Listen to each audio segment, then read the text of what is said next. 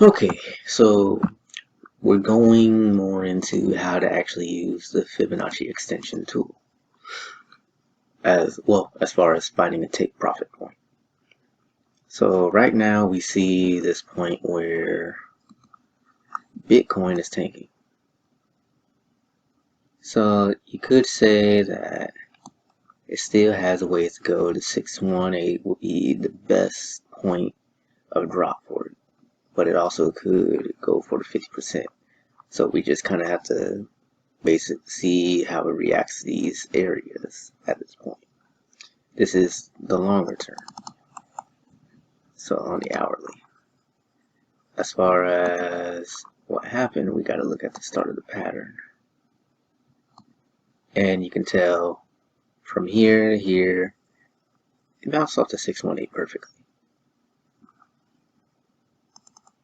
So, and then you could say you could have went down here, but technically the pattern was actually better.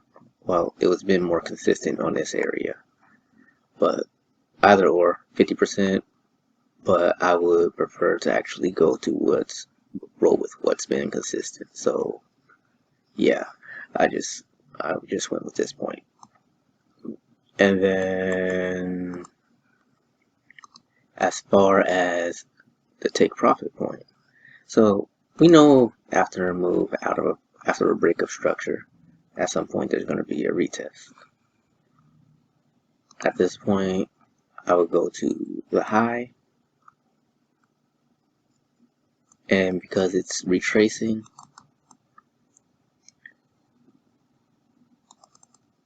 we can try to figure out our next take profit point.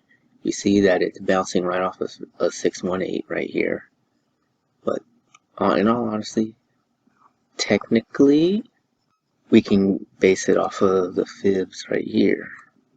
So high to low. So if it bounces off the 38, it definitely would be the strongest point.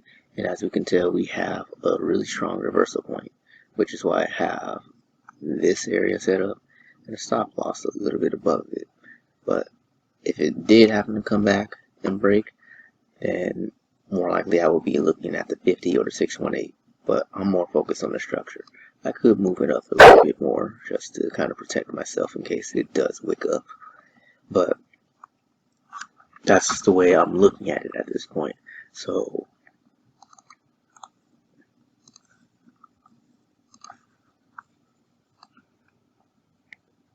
bring it back down, then up, and then it has to meet up at the first point. So when it breaks back down, the take profit would be at the 127. So more likely it'll retest and come back up.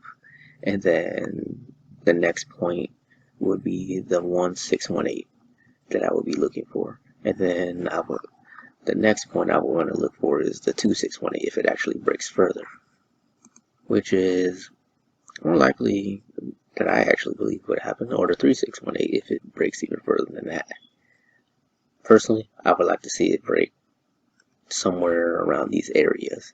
And 3618 would actually be perfect because it's like the middle of all the mess, as you can tell, like close to the middle of all the mess. So strong support and resistance area in here. So if it bounces off of here, the 35, perfect. If it goes a bit lower, the lowest I would actually see it go is about the third, yeah, right around here on this trend line, one of these two. So yeah, just pay real close attention to those areas for a strong retest. You want to go off.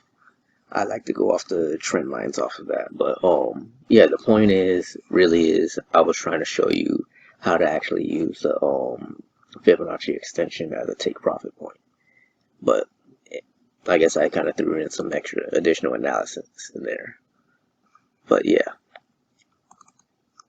at the start of the high, in this case, and then go to the low before it starts coming back, and then bring it back to the high. So X a X, like on a harmonic. And then it's just basically seeking the targets. And then, like I said, if you're trying to look for it going to the upside, all you got to do is just pull the fibs and then just look for that retrace. So typically I look for the 618, look at how it reacts to the 382, 50, and 618 areas. If it goes much higher, that just says that structure is just going to get weaker and weaker at this point. But yeah, I want to see it attack one of these areas and see how it reacts before I make my move. And then, yeah. So here, 127, potentially. If it breaks lower, that's okay. The 1618, that's okay. And then you would just go to the next area where it rejected and then look for that next target and then just kind of move on from there. I almost forgot to highlight one more thing. So I totally also eliminated the fact that you have to use the Fibonacci expansion. So if you want to use the expansion tool, you can use it, but it's not totally necessary as long as you remember this is 100. The 38 can be a 618. It's like one and the same if you're using that tool. And at the same time, the 127 on the Fibonacci expansion is going to be the same as on the Fibonacci tool. So we have it up here as well, but I also have it set up to where like the 127, the 141, and the 1618 is at the bottom, and you can add the 2618 and all that if you want to as well. And if you wanted to add those properties, you can do that. So just to line it up, that's how you insert it all in. So just pause the video to figure all that stuff out. It's the negative ones. So typically you just have to add like a negative number in front of it all, and it's like a similar. It's just going to be on the opposite side. So extra tip, gotta be pretty helpful. So you don't have to like have everything at once, but only if it doesn't confuse you. If you feel like it's going to confuse you, then don't use the tool. Start with the Fibonacci expansion, and then kind of use the regular Fibonacci tool, and then the Fibonacci expansion for a while, and then just kind of get used to it on your own time.